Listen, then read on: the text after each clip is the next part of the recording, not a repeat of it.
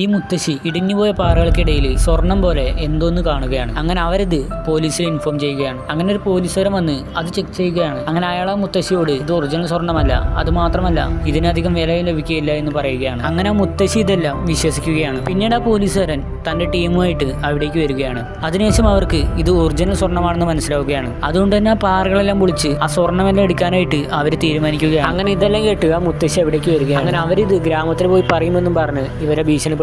അങ്ങനെ ഇരിക്കുമ്പോഴാണ് ആ മുത്തശ്ശി കാല് തന്നെ അവിടേക്ക് വീഴുന്നത്. അങ്ങനെ ഗുരുതരാവസ്ഥയിൽ കിടക്കുകയാണ് ആ മുത്തശ്ശി. അതുകൊണ്ട് തന്നെ ഇത് അഡ്വാൻറ്റേജായി എടുത്ത് അവരെ മുത്തശ്ശിയെ കൊല്ലുകയാണ്. എന്നാൽ ഇതെല്ലാം ഒരാൾ കാണുകയാണ്. ഇതേ സമയം ആ മുത്തശ്ശിയുടെ പേരക്കുട്ടി അവരെ തരഞ്ഞ് അവിടേക്ക് വരികയാണ്. അങ്ങനെ ഇത് കണ്ട അയാൾ ആ കുട്ടി മുകളിലേക്ക് വരുന്നത് തടയാനായിട്ട് അവിടേക്ക് ചെന്ന് അവളെ തടഞ്ഞു നിർത്തുകയാണ്. പക്ഷെ അവരവിടെ നിൽക്കുന്നത് ആ ആളുകൾ കാണുകയാണ്. അങ്ങനെ അവരെ കൊല്ലാനായിട്ട് വരികയാണ്. പക്ഷെ അവസാനം ആ വയസ്സായ ആളെ അവരെല്ലാരും കൂടി കൊല്ലുകയാണ്. അതിനുശേഷം ആ പെൺകുട്ടിയെ കൊല്ലാനായിട്ട് വരികയാണ്. എന്നാൽ ഇതേ സമയം കുറെ പോലീസുകാർ അവളെ രക്ഷിക്കുകയാണ്.